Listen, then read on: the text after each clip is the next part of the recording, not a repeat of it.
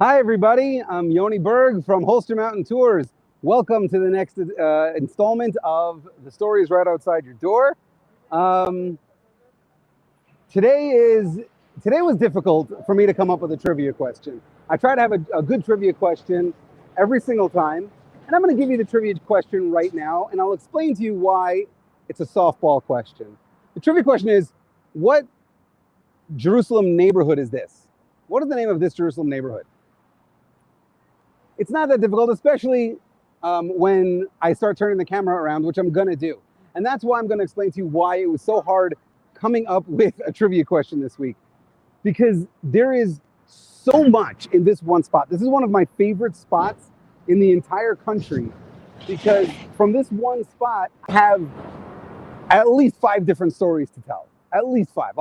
I'll touch on some of them before I get to the main story. I'm going to turn it back around to this position and get to the main story.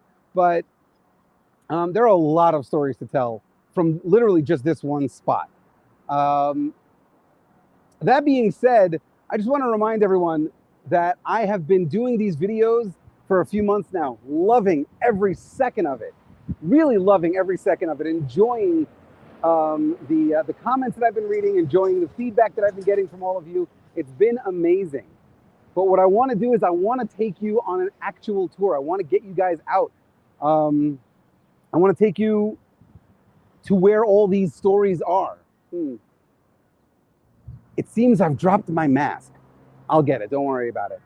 But I wanted to pick it up to show you that I always have my mask with me so we can have Corona-friendly tours. I take small groups in these weird times because most people don't want to be in large groups together, and I totally get that. I understand it. Families, obviously, if you're living together, I'll take you as a whole family unit. But aside from families, people want to go on smaller tours, and I can totally do that. I've been taking people for the past couple of months on tours around the country, literally anywhere. We've gone up. Where are some of the places I've gone with some of my groups? I've gone to Akko. I've gone to Beit Shemesh area. I've gone a lot in the Jerusalem area, obviously. I've gone down to the Dead Sea. A lot of different places around the country. All in a corona-safe tour, masks on, socially distant from other people around. Usually the places that I go to lately have been outdoors, so I don't have to really worry about socially distancing. But there have been a couple of times when I've gone to museums and things like that, and as soon as my clients look at me and they don't even have to say anything, I can see from their face that they're a little bit uncomfortable with the amount of people in there. We leave, we get out of there, and we go do something else, because the most important thing is your health. Well before my parnasa or your enjoyment even comes your health. That is the most important thing. So that's the most important factor in any of my tours these days. So what I want you guys to do is give me a call, set up a tour, and I can take you to any one of these amazing places that you've seen on camera, or any place else that you've been dying to see. It could be that you've had a list of places that you wanted to see since you've moved here. I can take you there. Wherever it is, I can get you there. Even if you think I can't get you there, I probably can, because there are sometimes, I don't know if I mentioned this one time in one of my videos, I treat my car like it's a 4x4. It's a Ford Focus. It's a 2005 Ford Focus, but I'll drive it anywhere.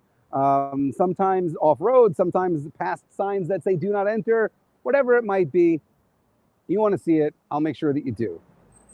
Okay, so let's get to today's story, or more accurately, let's get to today's stories. I want to show you just exactly where I am so that you can properly answer what the name is of this neighborhood over here. Not this building over here. This building is not a neighborhood.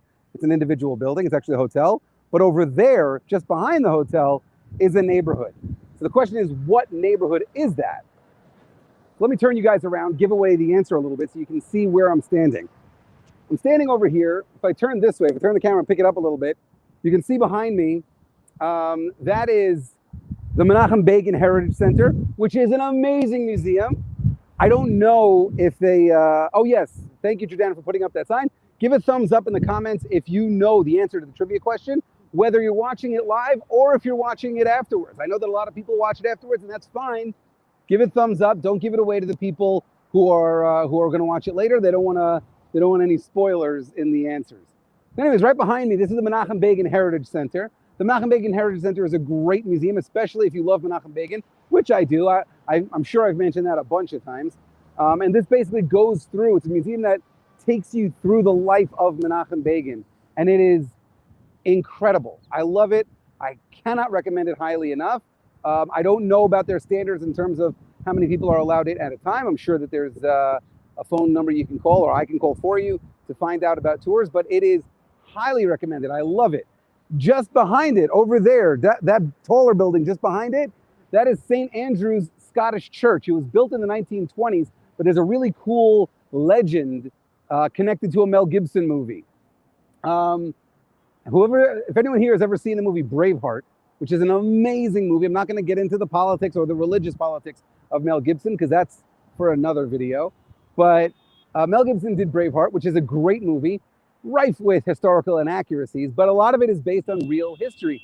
And one of the things that's based on real history is one of the characters in the movie, a guy by the name of Robert the Bruce. Robert the Bruce became the King of Scotland, and his dying wish was that his heart be cut out and buried in Jerusalem. And if you go into St. Andrew's Scottish Church, I've never seen it myself, but I'm told that there's a plaque on the floor in the church in the shape of a heart in honor of Robert the Bruce's heart. Now, his heart, as far as we know, is actually not in there, because the guy who left Scotland with Robert the Bruce's heart never made it to Jerusalem. Nobody ever knew what happened to him. He just got lost somehow. Maybe he got killed. Maybe he died on a boat. Nobody knows. But the heart never actually made it here. But when they built the church in the 20s, they decided to add a heart-shaped plaque to commemorate the last wishes of Robert the Bruce. So that's right over here. That's a St. Andrew's Scottish Church. Just behind St. Andrew's, right over there, there's a bunch of trees over there. Behind St. Andrew's is an amazing hill called Givat Tanakh, or Bible Hill. Bible Hill is amazing because there's nothing there. It's actually a nature preserve. It's one of the smallest nature preserves in the entire country. It's this beautiful, think of Central Park in Manhattan, but on a teensy tiny itty bitty scale. It's just a tiny little area where there's no building allowed, and it's just allowed to flourish. The flora there is just allowed to flourish throughout the year. Nowadays, around July and August, there's not that much flora to see, but if you come at any other point during the year, you're bound to see beautiful, beautiful flowers that bloom there constantly. And if you do happen to go there, I would recommend going there in the afternoon, because there's that famous song of Yerushalayim Shel Zahav, Jerusalem of Gold. Well, that usually hits around nowish, maybe a little later than nowish, around sunset time. And from up there, you have an amazing view of the old city, and you can see why it's called Jerusalem of Gold. It really gets this, when the sun starts to go down, the walls get this golden tint to them. Maybe I'll be able to see that on camera in a little bit when I turn it around. Maybe not. I can't promise anything, but it's a worth it site to visit.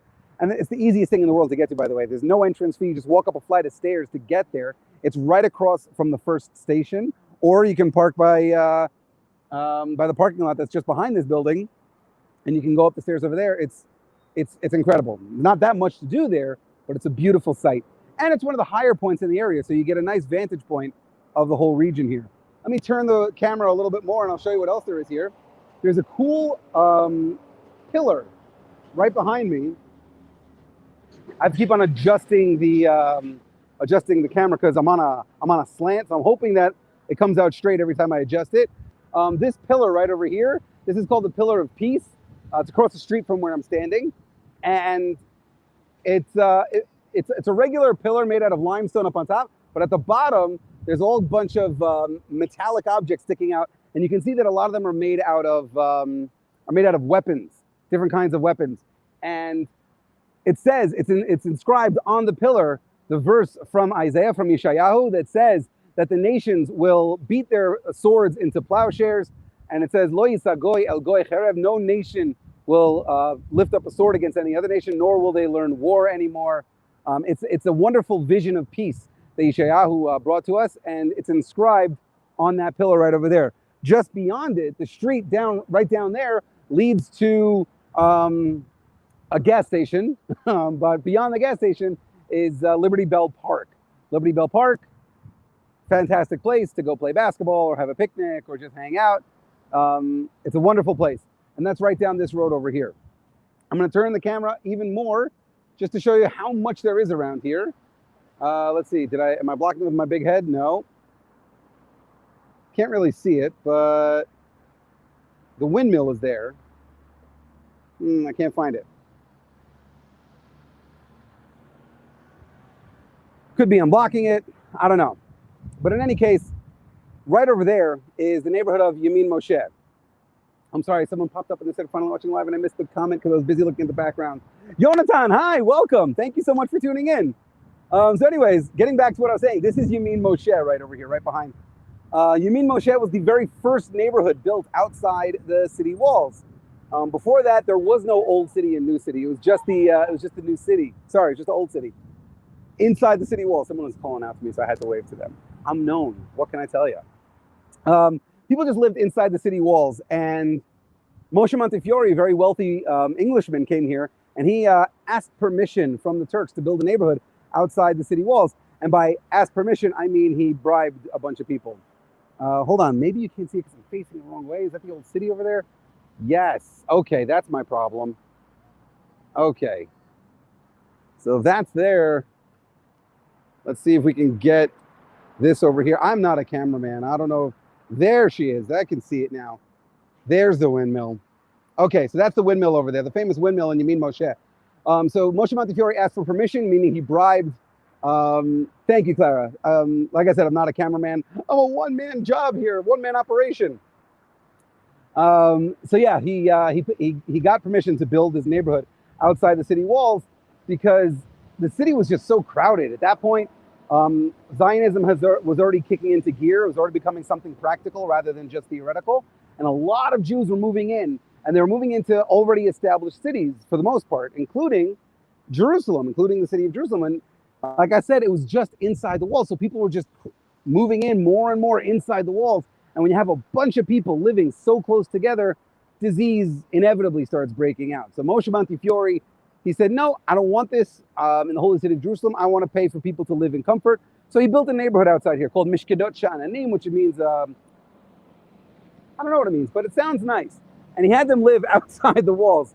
Now, here's a fun little tidbit. I like to share little-known facts with you guys. A lot of you know the well-known facts. I like to share the little-known facts. And one of the little-known facts about this neighborhood is that the pioneers who lived here weren't as brave as a lot of people thought. What happened was they're living outside the walls. Now, the walls are not just symbolic of power. They were also practical. When all of this area where I'm standing was wilderness, there was a danger of bandits and wild animals and all kinds of things that you didn't want to have to deal with. And these people who lived in that neighborhood were in danger of being exposed to those bandits and to those wild animals. Well, everyone in the city was like, oh my God, those people are so brave that they're living out there. I can't believe it. Turns out they weren't that brave. Turns out they had a deal with the gatekeeper in the Jaffa gate that they would sneak in after he had locked the gate for the night because the giant doors were closed every night. So after the doors were closed, they would come over, they'd knock on the door and he'd let them in. They would sleep in the gate there with right next to the guard. And just before dawn, he would wake them up and they would sneak back out and they'd go back to their neighborhood. And by the time everyone in the city woke up, they would look across the valley and they would see all the people hard at work. I'm like, oh my God, those people slept out there all night. They're so brave. So for a while, they weren't as brave as people thought they were, but they still were the pioneers that went out of the walls, and they really, literally and figuratively, opened up the floodgates. And after that, a lot of building took place. And that's why we have the beautiful new city all around us, the new city of Jerusalem. So that is the windmill over there. Behind it, you can see the King Solomon Hotel over there, which I always felt was unfair. The King Solomon Hotel is nowhere near as nice as the King David Hotel, which doesn't really fit. King David was the more Spartan warrior of the two of them, and King Solomon, he was the builder. And when he built, my God, did he build lavishly and opulently. So I would assume that the nicer hotel would be King Solomon, but that's just from a historical perspective. When you're talking about branding, when you're talking about advertising, David is just a much better name than Solomon is. It draws in more people. It's catchier, so the nicer hotel went to King David, even though the styles don't exactly match up. Let's keep going. Let's turn the camera a little bit more. So now we're seeing the old city behind me, a little bit of the old city. You can see the tower on the top of Mount Zion over there. What's your favorite place site in Jerusalem? Yeah, absolutely, let me know. That's a tower on Mount Zion. It's actually from the Dormition Abbey, which, again, if I started going into every single story, I would just be here all day because there's so many stories literally from this one spot. Dormition Abbey, really quickly, Dormition Abbey is the word Dormition comes from the same root as the word dormitory or dormant or Frere Jacques dormez-vous. It means sleeping, and that's the place that, according to Christian tradition, the Virgin Mary fell into her eternal slumber, which is a euphemism for death, and that's a good thing because she has a gravesite not far from there, and it's kind of rude to bury sleeping people. So that's Dormition Abbey up there. That is Mount Zion, Har Zion. The word Zion is thrown around a lot in the Tanakh, and it's used interchangeably with Yerushalayim a lot of times. But nowadays, it is fixed. The name Zion is Har Zion is fixed as this mountain over here. Just between where I'm standing and Har Zion is quite a lovely valley. It's a beautiful valley. People come here and they have picnics. There's a movie theater here called the Cinematheque, where I got to meet Quentin Tarantino on the night that he met his wife. Yeah, that's right. There was a movie, a film festival here in the Cinematheque, and I wanted to get in, and I didn't have a ticket. I wanted to go to the Friday night one. Obviously, I couldn't because Friday night it's Shabbat, and what can I do? As Rav Bina would say, my mother and your mother were stuck in this religion, and there's nothing we could do about it. But I wanted to go to the Friday night showing because he was doing a special viewing of his own personal copy of Pulp Fiction. And he was going to have a Q&A afterwards, and I was like, oh, I got to go to that. But such is life, I couldn't go to it. But on Thursday night, the night before he did that, he was at the premiere of the film festival.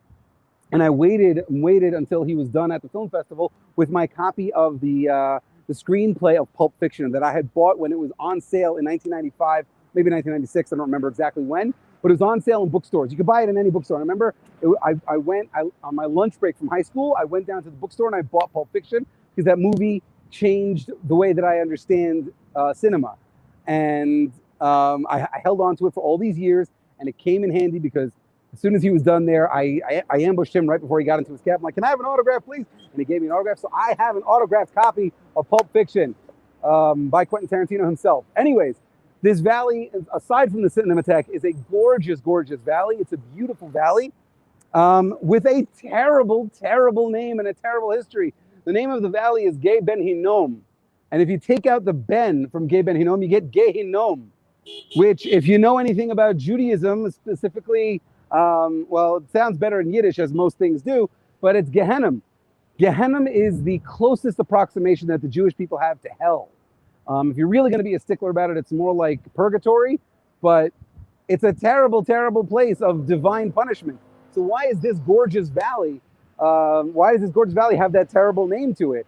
Well, unfortunately, it was earned because way, way back in history, during the biblical period, there was an idolatry, a service of idolatry of an idolatrous deity that was worshipped here in this valley.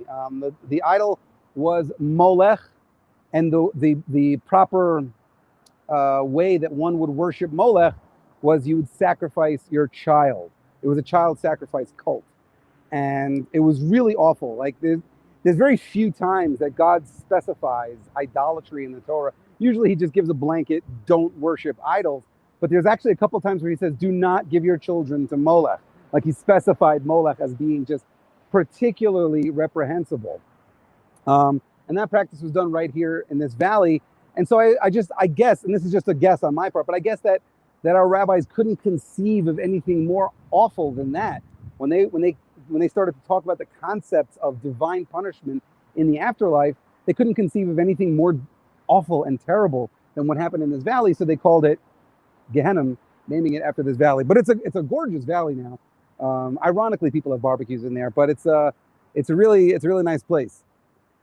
So that's a little bit of the area around us. We got to see a little bit of the walls of the old city. We got to see a little bit of the buildings around us. But now I'm going to turn you and I'm going to take you to the actual story that I wanted to tell you at the outset. I don't want the camera to fall over. And there it is. This building right over here. Now it's hard to actually make it out, but right over here, right next to that building, there's a small little box. Looks almost like the size and shape of a coffin.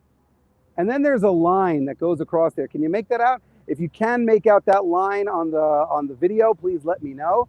If If you can't see it, I apologize. Technology is just limited. There's not that much I can do about it. But if you can make out that line right across over there, please let me know. But I want to point out that little box there. That's actually a cable car. I'm going to move this over so you guys don't blow down. It's a cable car, and the cable car was used. This is where we get to the crux of today's story, where it's right over here. It says Israel's in-your-face military secret, which seems like an oxymoron, because usually secrets are not in your face. If they're in your face, then it kind of defeats the purpose of being a secret, and vice versa. If it's secret, it defeats the purpose of being in your face. So what's the story here? Well, in 1948, there were Jewish forces fighting against Jordanian forces across the valley here, across Gay Ben Hinnom, up on Mount Zion, on Har Zion. And they needed supplies from this side of the city to get over to that side of the city. And it was difficult to go all the way down into the valley and then all the way back up again. Nowadays, it's the easiest thing in the world because there's a paved road. But back then, there was no paved road. And it was a really difficult descent and climb back up to get anything that they needed, whether it was ammunition or medical supplies. It was very difficult to get it up onto Mount Zion. So they tried to bypass the problem by digging a tunnel underneath the valley, but that really didn't solve the problem of the difficulty getting down and the difficulty climbing back up again. It helped us get across the valley, sure enough, but it didn't help us with the descent and the ascent afterwards. Enter Uriel Chefetz. Uriel Chefetz was a soldier in the Yoni brigade, and he comes up with an idea. He comes up with an idea to have a cable car going across. This building over here was originally built as an eye hospital by the Order of St. John. A bunch of doctors from the Order of St. John decided to build an eye hospital here. They needed an eye hospital because there was a lot of eye diseases going on in the old city. Like I said, when you have a bunch of people living one on top of the other, disease just breaks out. So this was originally an eye hospital. So from this eye hospital, Uriel Chefetz designed a cable car to leave from right over here and go across the valley. There's a problem with that, though. You can see the cable car. If you come here right now, and again, if you can't see it on the camera, I apologize. Let me know in the comments if you can see the cable car or if you're unable to see it. If you're unable to see it, I apologize profusely, but there's just a limit to what I can do with the camera. I'll try. You know what? I'll take a picture of it and I'll put it up on my Instagram and on my Facebook later on. I'll take a much better picture of it so you'll be able to see the cable car much better afterwards if you can't see it on the video. In any case, Uriel Chefetz comes and he designs this cable car over here, but you can see it. So the Jordanians aren't going to stand for us having a cable car sending supplies across the valley like that. By the way, it was also used to evacuate the wounded from Har Zion to this side of the city where they would be able to get treatment. But again, the Jordanians wouldn't stand for us having a cable car like that. They don't want to help us win the war. They wanted to win the war themselves. So if they saw that, then they'd probably clip the wire. So they came up with a really good idea. They only ran the cable car at night. It was only at night that they ran the cable car. Great idea. Fantastic idea. They'll only run it at night. It's a 2-minute ride to go across the valley. But there's another problem with that. There's another problem with that. And that problem is, again, I don't know if you can see it, but you can see the cable. I'm looking at it. You can see the cable over the valley. So if you can see the cable, who cares if you're running it at night? You can still see the cable. But we Jews, we're smarter than that. We know you can see the cable. And that's why if you go into this building today, there's a museum dedicated to that cable car, and you'll see a giant winch, a giant crank. When this cable car was not in use, we lowered the cable so that it was resting on the valley floor, totally invisible to any Jordanians who might happen by. And it was only when we knew that there were no Jordanians in the area and it was nighttime that we would crank up the winch, tighten it to make sure that we can send the cable car across, whether it was to bring supplies over there, bring wounded back here, or both. You can do it you can do one trip supplies, and on the return trip, bring back whoever needs medical attention. This was an ingenious way of hiding a cable car. Most people wouldn't think to hide a cable car, but we Jews were smart. So we did that. We hid this cable car. Even after the war was over, we kept it a secret. Even after we won and claimed the other side of the city in 1967, when we got the old city in the Six-Day War, we still kept it a secret. It was only made public in 1972. Why would you keep it public if you don't need it anymore? It's okay, it's a secret, but we don't need the secret. We control both sides of the valley. Why maintain it as a secret? The best I can come up with, and I don't know the answer. If somebody knows the answer better than I do, please share it in the comments. I'll be happy to hear any ideas. But the answer that I came up with is, as Israelis, sometimes, we like to keep our secrets. We don't know when we're going to need to use these secret things again. We don't know when we're going to be, at least back in those days, our fate was unsure. We weren't sure if we were going to have to fight an all-out war against our enemies. Maybe we'd need it again. Did it ever rip, ever fall? No. In the entire time that it was used, and it was only actively used for a few months during the War of Independence. I don't know exactly how many trips it made, but it never broke, never fell. Nobody was ever injured on it, anything like that. It worked perfectly, and it was kept as a secret until 1972.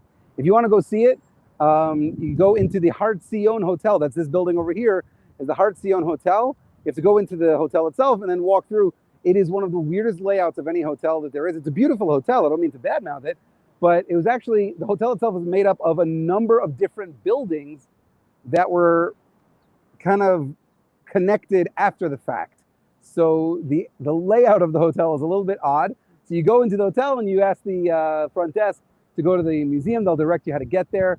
And you can see this really interesting museum.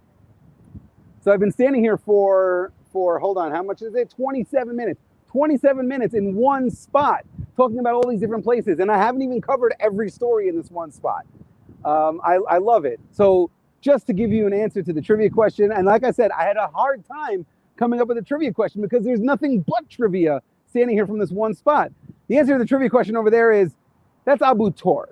The name of the neighborhood is Abu Tor. It's actually a wonderful example of the old saying, good fences make good neighbors. Does it still work today? It does not work today. It's out of commission. It's been out of commission since the end of the War of Independence, and they only have the cable car there just for display purposes. I've been saying for years that the hotel should open up a cable car and you could just ferry people to the old city and back. I think it would be a great moneymaker for the hotel. You charge them 15 shekels or whatever the hell you want, and you can have an easy way to get to and from the old city and a scenic way to get in and out of the old city. But I'm not in charge of the hotel. I have no say in that. I don't know if they're allowed to. I don't know if they have permission. I don't know if it's an official government site, if they're allowed to fiddle with it at all to get it to work nowadays. But it does not work anymore. There's even more stories I didn't touch on. If I bring the camera over here, just to this side over here, I kept it out of the way because people are walking here. But if I come down over here, you have the Cinematheque right over here, and behind it, you have the Sultan's Pools. The Sultan's Pools is another great story, but I'm not going to go into that now. It's not a pool system anymore, but it used to be a pool system. There's great stuff. There's great stuff all around. And again, this is just one spot. I spent a half hour just on one spot, and it's real. The tragedy of it is that I never get to tell these stories on a bus. This is a place where we drive by pretty quickly. We drive by pretty quickly because we're usually going to the old city, coming from the old city, and usually on trips, we have a tight schedule. And so I drive by this area and I don't have a chance to say any of these stories. And honestly, I think that's a tragedy. I think it's a really sad thing. But thanks to stuff like having a tripod and a phone, I can tell all of these stories, or at least part of all of these stories. And just to get back to my pitch from earlier, that's one of the beauties of setting up a small, intimate tour. You can do it nowadays. It's like I said, touring is tough during Corona, but you can do a tour nowadays based on whatever you want to do. You don't have to go on a big, giant tour bus and drive right by this half-hour worth of stories on this one spot. You can say, let's go walk around Jerusalem and just, we'll hear the stories of Jerusalem wherever we happen to be. And you can do a half hour here. If I walk up the block to Liberty Bell Park, I can have another 20 minutes of stories just at the gas station. Um, that's one of the amazing things that I've been really enjoying with the tours that I've been doing lately. They're a lot more intimate, and they're a lot more tailored to the people that I'm touring. I don't have to. I haven't said in months. I haven't said, okay, you have people waiting for you. We have to get back on the bus. In months, I haven't said, all right, we have a schedule to keep. Let's get going. In months, I haven't said it because the tours that have been taken have been individually tailored. And if the people want to do something, okay, let's go do that. And if you can't make it, all right, then we'll do something else. Totally flexible to whatever your interests are, whatever age group you are. It's a lot of fun. I highly recommend it. Not only because I love doing this, and yes, it's my job, but I love doing it, but also for you, because you now have an opportunity, since schools are questionable and jobs are mostly from home. You're stuck at home. You don't want to be stuck at home. You have time on your hands. Let me use that time. Let me help you use that time to your advantage. Let me take you around. Let me show you what this amazing country of ours has to offer. Obviously, I've been doing a lot from the Jerusalem area because I live not far from the Jerusalem area. I live in Efrat, as most of you probably know. But starting next week, I'm going to be going to different areas. I'm taking my family on like little mini vacations. I'm going to be going away for a couple of days. And I'll still do the video, but it's going to be from someplace else. So stay tuned for further developments and farther developments. The grammar nerds out there will know exactly what I'm talking about. On the next installment of The Story is Right Outside Your Door. Thank you all for watching. I'll see you next week. Mwah.